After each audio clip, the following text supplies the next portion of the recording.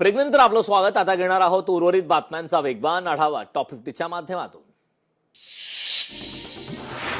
सुरेंद्र अडबालेंनी स्वीकारलं काँग्रेस गटनेतेपदाचा पदभार. चंद्रपूर महापालिकेत गटनेता म्हणून पदभार स्वीकारला सुरेंद्र अडबाले हे धानोरकर गटाचे नगरसेवक. महाराष्ट्राच्या राजकारणात पैशांचा खेळ सुरू. आमदार खासदार फुटीवर उद्धव ठाकरेंचं वक्तव्य. रामरक्षा सांगणाऱ्यांनी आधी स्वतःच्या पक्षाची रक्षा करावी. नवनाथ बन यांची उद्धव ठाकरेंच्या मुलाखतीवर टीका. 20 जुलैच्या मोर्चावेळी विद्यार्थ्यांना मारण्याचे आदेश कोणी दिले होते? विरोधी पक्षनेते राहुल गांधींच्या पत्रातून गृहमंत्री अमित शहांना सवाल. जेएनजीसाठी तेलंगणाच्या मुख्यमंत्र्यांची मोठी घोषणा. लोकसभा विधानसभा निवडणूक लढवण्याचे वय 21 वर्ष करण्याचा प्रस्ताव आणणार. ऑगस्टच्या पहिल्या आठवड्यात विधानसभेत विशेष प्रस्ताव आणण्याची घोषणा.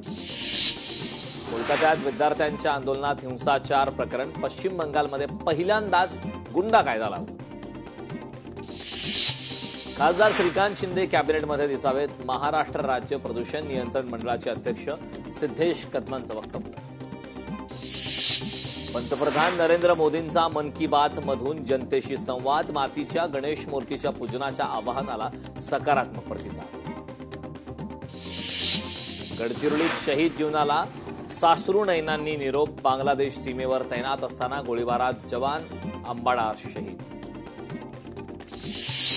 अजित पवारांच्या जयंतीनिमित्ताने इंदापुरात आरोग्य महायज्ञ. कृषी मंत्री दत्तात्रय भरणेंच्या हस्ते झालं उद्घाटन. मुख्यमंत्री फडणवीसांच्या वाढदिवसाच्या निमित्ताने इंदापुरात भाजपचे रक्तदान शिबिर. शेकडो रक्तदात्यांचा सहभाग.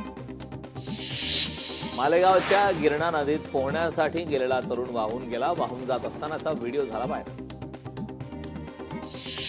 2 लाख रुपयांची चांदीची मूर्ती साईबाबांना अर्पण. चांदीच्या मूर्तीचं वजन 1 किलो 204 ग्रॅम इतकं. तुळजाभवानी मंदिराचे महाद्वार 29 जुलैपर्यंत बंद. भाविकांना बिडकर पायऱ्यांवरूनच दर्शन घेता येणार. पौर्णिमा तसेच सलग सुट्ट्यांच्या पार्श्वभूमीवर निर्णय. जळगावात खानदेशी मेनू. वरणबट्टी वांग्याच्या भाजीवर जळगावकरांचा ताव.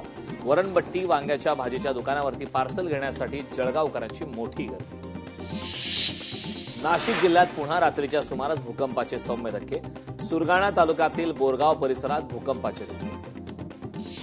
40हून अधिक आदिवासी विद्यार्थ्यांना विषबाधा. अमरावतीच्या मेळघाटातील प्रकार. रात्रीच्या जेवणातून विषबाधा झाल्याची माहिती. अण्णासाहेब पाटील आर्थिक महामंडळ बंद पडू देणार नाही. तातडीने 700 कोटींचा निधी देण्यात येईल. मंत्री राधाकृष्ण विखे पाटील यांचं आश्वासन. अमरावती जिल्ह्यात अवैध सावकारीचा मुद्दा ऐरणीवर. अमरावतीत अवैध सावकारीने घेतला बळी. शेती परत न मिळाल्याने मोर्शी येथे शेतकऱ्याची गळफास घेऊन आत्महत्या. केरळच्या त्रिशूर कोझिकोड मार्गावर धावणाऱ्या एका खासगी बसचा अपघात. एकाचा मृत्यू. नियंत्रण सुटल्याने अपघात झाल्याची माहिती. पिंपरी चिंचवड शहरात मालवाहतूक करणारा ट्रक अपघात होऊन पलटी. ट्रकच्या अपघाताने वाहतूक होती. यवतमाळमध्ये स्टंटबाजांना पोलिसांचा दणका. 279 कारवाया. 13.80 लाखांचा दंड वसूल. चंद्रपुरात एमआयएम नगरसेवकावर प्राणघातक हल्ला. या हल्ल्यात अझहर शेख जखमी. पावसामुळे मनमाड शहरातील रस्त्यांची चाळण. वाहन चालक नागरिक त्रस्त.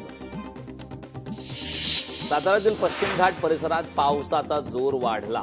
नदी नाले प्रवाहित. शेतीच्या कामांना वेग.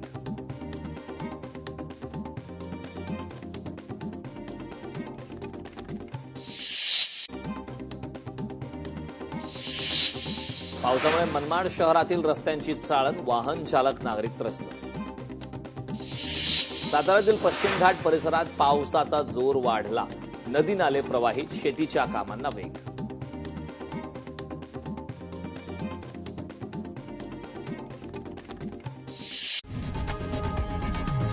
लोकशाही मराठी ऐका, पहा, जागरूक रहा.